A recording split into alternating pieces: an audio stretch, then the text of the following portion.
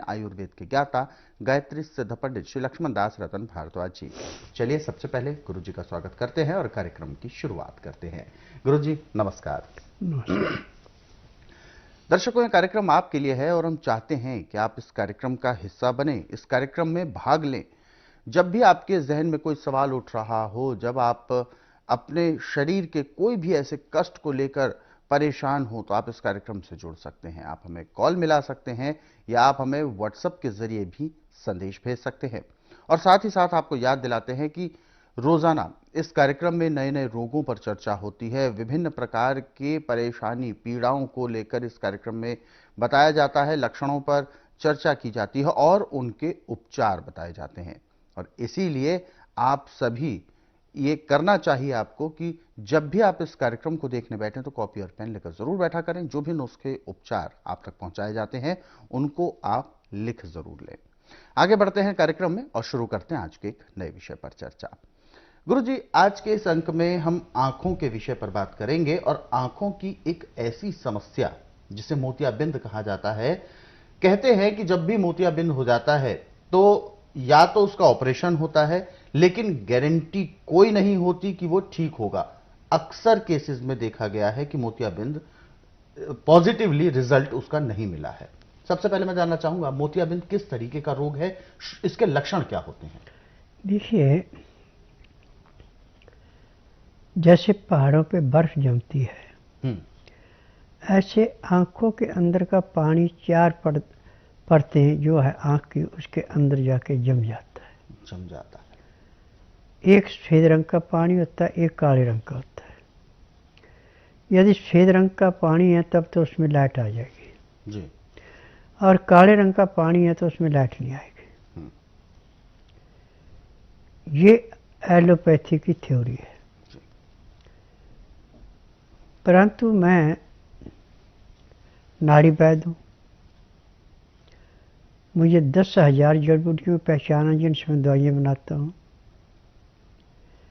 मेरे उपचार में चाहे मोतियाबिंद सफ़ेद है चाहे काला है, दोनों में लाइट आ जाती है और दोनों मोतियाबिंद बिना ऑपरेशन से कट जाते हैं। कच्चे हो तो, पकने के बाद नहीं कटते। इस बात का ध्यान रखना। जिसको भी मोतियाबिंद हो जाए उसकी आंखों में हमेशा चश्मा लगा रहता है। चश्मे से तो उसको थोड़ा बहुत दिखाई पड़ता है, चश्मे के बगैर उसको दिखाई नहीं पड़ता। और डॉक्टर से जब वो चेक कराता है, डॉक्टर कहता है कि मोतियाबिंद हो गया, ऑपरेशन होगा, उसी टाइम वो घर आके गाजर ताजी मिले सोने पे सुहागा, गाजर का जूस निकाले 1 गिलास, उसको पीना शुरू करें। क्योंकि गाजर में कैरोटीन जो एसिड होता है वो विटामिन ए बी में मिल जाता है। ये इसकी विशेषता है। और विटामिन ए की कमी से ही आंखों की रोशनी कम होती है जी। ये मोतियाबिंद को ऐसे काटता है जैसे पकी हुई फसलों को किसान खेत से काटता है। अब आप सुबह खाली पेट दोपहर को खाना खाने के 2-2.5 घंटे बाद और रात को दिन छुपने से पहले यदि गाजर का जूस आप निकाल के हल्का गर्म करके पी रहे हैं और उसमें शहद मिला के पीते हैं तो आपका मोतियाबिंद का ऑपरेशन कराने की जरूरत नहीं पड़ेगी, ऐसे ही कट जाएगा। परंतु आपको सुबह शाम 2 टाइम शुद्ध शहद में सिलाई भिगो के आँखों में लगानी है। जब सिलाई से आँखों में शहद लगाया जाता है तो लगता तो बहुत ज़्यादा, परंतु तो आँखों से पानी ऐसे निकलता है जैसे बारिश हो रही है। और जितना शहद लगाने से आँखों से पानी गिरेगा उतनी आपकी आँखों की रोशनी बढ़ेगी। और इसकी एक सबसे बड़ी विशेषता है कि शहद आँखों में चिपकता नहीं है। असली शहद आपको तभी मिलेगा यदि आप अपने सामने छत्ता तोड़ा रहे हैं उसका है, या फिर जिसके पास अपनी मधुमक्खियां हैं और आपके सामने वो निकाल के देता वो है। निकालने के बाद पैसे के लालच में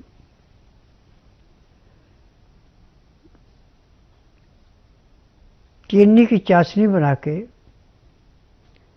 शहद में मिला देते हैं। इसके मिलाने से शहद जो असली नहीं रहा, इस नकली हो गया जी। अब इस शहद को यदि कागज के ऊपर रख के मोमबत्ती के ऊपर जलाएंगे तो आपके कागज में आग भी लगेगी और शहद भी सारा नीचे गिर जाएगा, वो उबलेगा नहीं। और असली शहद है तो मोमबत्ती पे कागज जहाँ शहद रखा मोमबत्ती पे जलाएंगे तो कागज में आग नहीं लगेगी, शहद पानी जैसा पतला होकर उबलने लगेगा। अब उसको यदि आप उंगली से टेस्ट करेंगे तो आपको पानी जैसा लगेगा, उसमें चिकनाहट नहीं होगी जी। अब तार ऐसे जो खींचेंगे, तार तो हाई जब पानी जैसा है बिल्कुल, परंतु बनावटी को जब ऐसे गर्म करेंगे उसको देखेंगे तो तार देगा। ये पहचान है जी। और असली शहद बच्चा बूढ़ा जवान किसी को भी आप खिला सकते हैं, मर्द औरत किसी को भी खिला सकते हैं। और शहद जैसे ही गले से नीचे उतरता है तो जिस ग्रुप का आपका खून है उसी में जाके मिल जाता है, इसका अपना ग्रुप कोई नहीं है। और मधुमक्खियों से शहद निकाला जाता है कृष्ण पक्ष में, शुक्ल पक्ष में मक्खियाँ खा लेती हैं, कृष्ण पक्ष में बनाती हैं। अब जैसे आज शुक्ल पक्ष समाप्त हो गया, अब 6:20 पे कृष्ण पक्ष शुरू हो गया और चैत्र महीना कृष्ण पक्ष स्टार्ट हो गया। जब कृष्ण पक्ष की 10वीं एकादश तिथि या द्वादश होगी उसमें आप निकालेंगे तो आपको शायद पर्याप्त मात्रा में मिल जाएगा। और शुक्ल पक्ष में निकालेंगे तो उसमें जो मधुमक्खी ने खा लिया वो छत्ते खाली मिलेंगे, जो थोड़ा बहुत होगा वही आपको मिलेगा। इसकी विशेषता है कि दिन में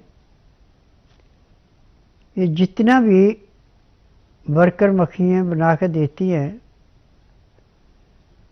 ये शुक्ल पक्ष में खाता जाता है और कृष्ण पक्ष में इसको बनाता जाता है।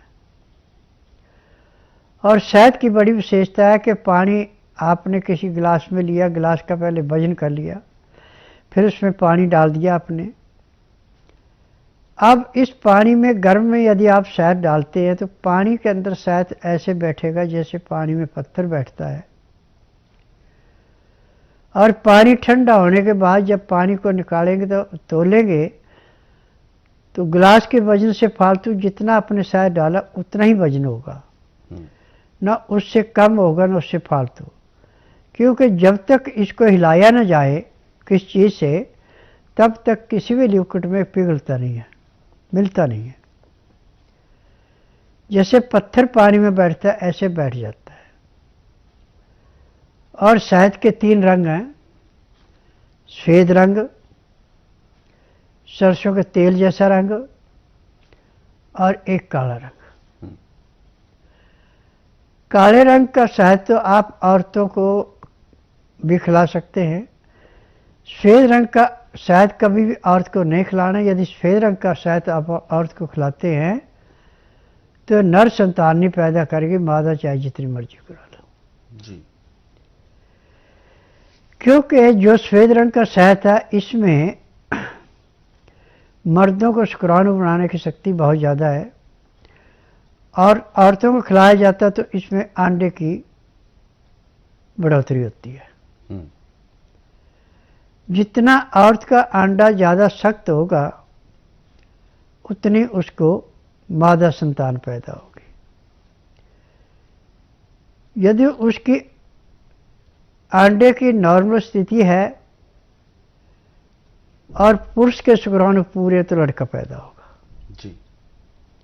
ये भी एक बड़ी गहराई की बात है।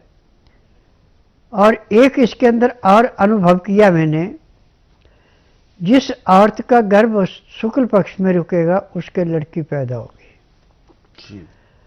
और जिसका गर्भ कृष्ण पक्ष में रुकेगा उसके लड़का पैदा होगा जी। तो कहीं ना कहीं ये सारी चीजें दर्शकों एक विज्ञान है। ये सब अनुभव और अध्ययन के बाद ही आता है और इसके पीछे कई वर्षों की गहन तपस्या होती है, कई वर्षों का अथक प्रयास होता है और अध्ययन सबसे